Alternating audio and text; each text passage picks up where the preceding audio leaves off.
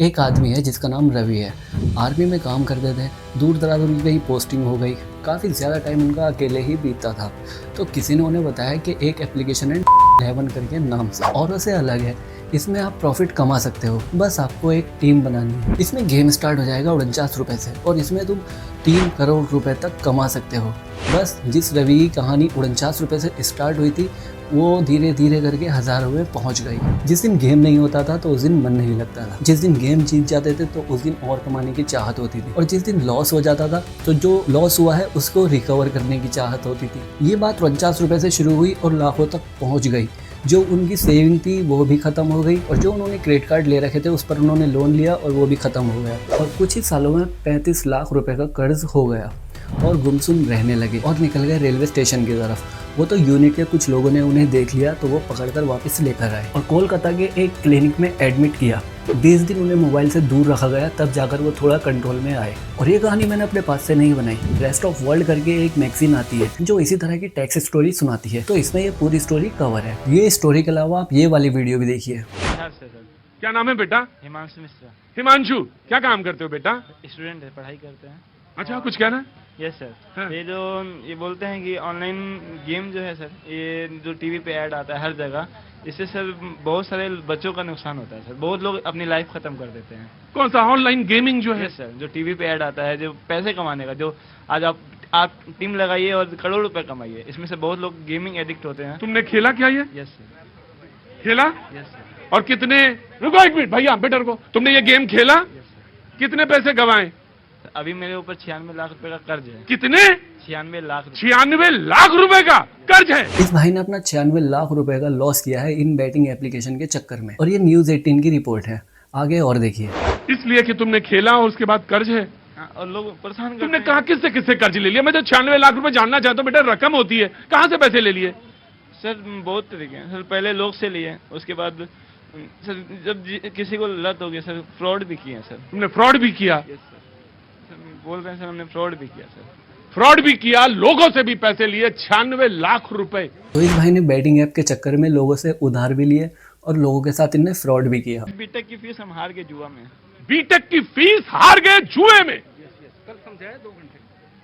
और तो टीवी पे तो ऐड आता है कि खेलिए और करोड़पति बनिए सर। बेटा तो उसके मैं भी जानता हूं, मैं इस चीज को बहुत अच्छी तरह से जानता हूं, लेकिन मैं समझदारी के लिए बात कहता हूं कि बहुत सारी चीजें आ रही हैं, दिख रही हैं, सब कुछ सोना है ये जरूरी नहीं है। बैटिंग ऐप के चक्कर में इस भाई ने अपनी बीटेक की फीस भी इसी में लगा दी। आप खुद सोचो यार, ये बैटिंग ऐप्स आपको किस हद तक नुकसान पहुंचा सकते हैं।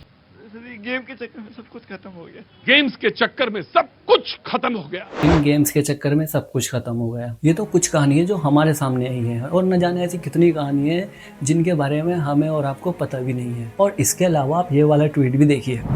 ये किसी वेंकी नाम के शख्स ने किया है कि मैं आपकी वजह से कर्जे में डूब चुका हूँ। मुझे हर दिन उम्मीद रहती है कि मैं कल अपना पैसा रिकवर कर लूँगा, लेकिन मैंने अपना सब कुछ गंवा दिया। मेरी 24 साल की एज है, मेरी फैमिली, मेरी जॉब, मेरा करियर, मेरी रेपुटेशन सब रिस्क पर है। और ड्रीम11 रिप्लाई में बोल रहा है, ठीक है हमें बुरा लग रहा है, कोई बात नहीं, आप हमारे हेल्पिंग सेंटर पर जाकर देख लो। अब ये दूसरा ट्वीट पढ़ो।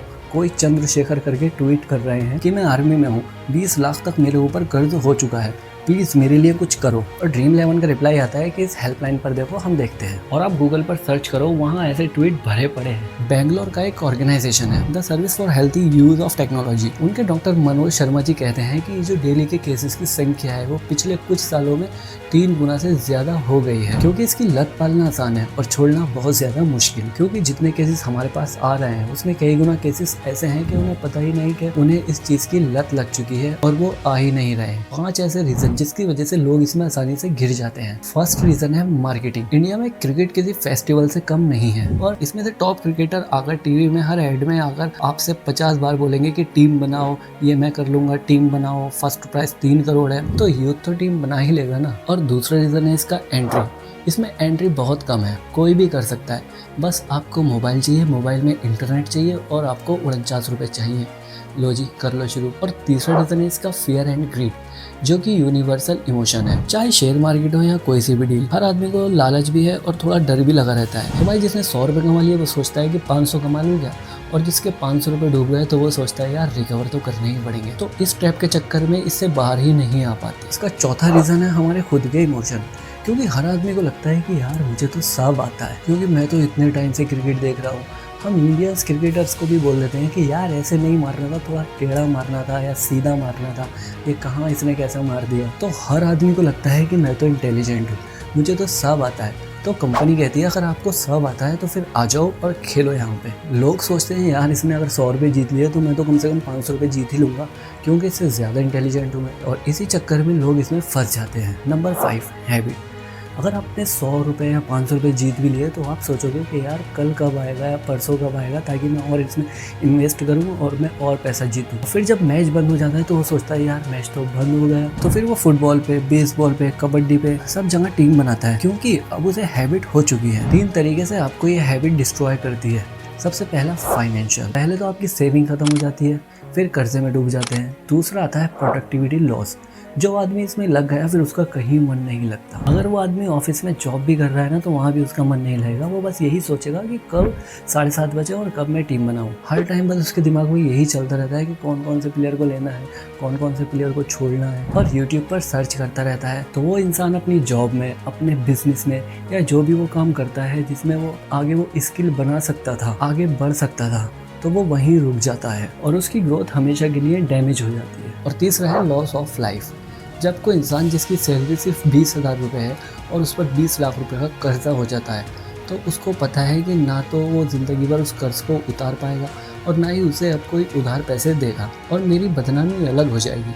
तो वो इसी बदनामी से बचने के लिए स्ट्रेस में आकर अपनी ज़िंदगी का भी अंत कर लेता है। अब एक सवाल, जब इतना सब कुछ गलत हो रहा है तो ये इंडस्ट्री रुक क्यों नहीं रही? तो ऑनलाइन गेमिंग इंडस्ट्री जो 10,000 करोड़ की हुआ करती थी, वो आज के टाइम में 29,000 करोड़ का व्यापार बन चुकी है। इन सेक्टर में ऑनलाइन गेमिंग इंडस्ट्री ब्रांड बन चुकी है, और सबसे पहले जो ब्रांड बना है वो बना है ड्रीम 11, और इसी के पीछे पीछे माई 11 सर्कल और MPL जैसे भी ब्रांड बन गए। इसकी कमाई की अगर बात करें तो पिछले साल इसकी कमाई 2554 करोड़ रुपए थी, जो इस साल 3841 करोड़ हो गई है। तो एक साल में 50% का जंप है। और सबसे हैरानी की बात तो ये है दोस्तों कि 224 करोड़ रुपए का ब्याज इन्हें उस रकम पर मिला है जो इनके अकाउंट में पड़ा है। अब बात आती है कि चलो ऑनलाइन गेमिंग इंडस्ट्री तो इसमें प्रॉफिट कमा रही है, लेकिन इन सब में कोर्ट क्या कर रही है? कोर्ट के अकॉर्डिंग अगर देखा जाए तो जितनी भी तरह की बैटिंग है वो सारी इलीगल है इंडिया में। लेकिन जब फैंटेसी गेमिंग बोलते हैं तो बात पलट जाती है। वो कहते हैं कि नहीं जी, गेम ऑफ चांस थोड़ी है, ये तो गेम ऑफ स्किल है। आपको तो इसमें ये देखना पड़ता है कि कौन से पिच पर हो रहा है, कौन सा खिलाड़ी है, कौन कौन से इसमें बॉलर है। इतना स्किल लगा के टीम बनाते हैं तो चांस की बात थोड़ी है, सट्टा थोड़ी है, जुआ थोड़ी है, ये तो जी स्किल है। इसमें तो सब अलाउड है। बीच में एक हाईकोर्ट द्वारा इस पर बैन भी लग गया था, लेकिन सुप्रीम कोर्ट ने सारा उल्टा कर दिया। सुप्रीम कोर्ट ने कहा नहीं जी, ये लीगल है। ये फैंटेसी गेम को अलाउ करना है या नहीं करना है ये स्टेट के ऊपर है।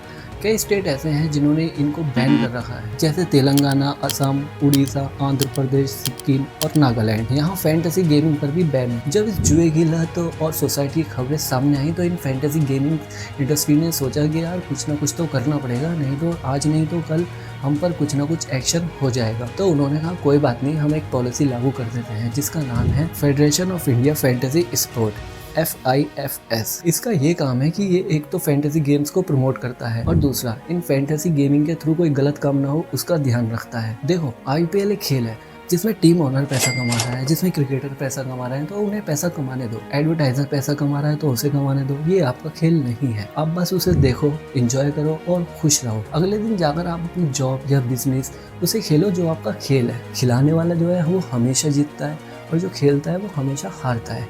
इसीलिए ड्रीम 11 आज प्रॉफिट में है और आप सब लोग लॉस में। अब आप लोग सोचेंगे कि 49 रुपये में क्या ही हो जाएगा, तो 49 रुपये से लगती है आदत, और यही छोटा नंबर कल जाके बड़ा नंबर हो जाएगा। तो IPL सिर्फ देखो, खेलो वो खेल जिसमें आप खुद मास्टर हो। अगर ये वीडियो आप तक पहुंची है और आप चाहते हैं कि ये वीडियो सभी लोग देखें तो आपके पास जितने भी ग्रुप हैं उन सभी में शेयर कर दो। तो वीडियो आपको पसंद आई है तो वीडियो को लाइक करके चैनल को सब्सक्राइब कर लो। मैं मिलता हूँ आपसे अगली किसी नई वीडियो में, तब तक के लिए बाय बाय।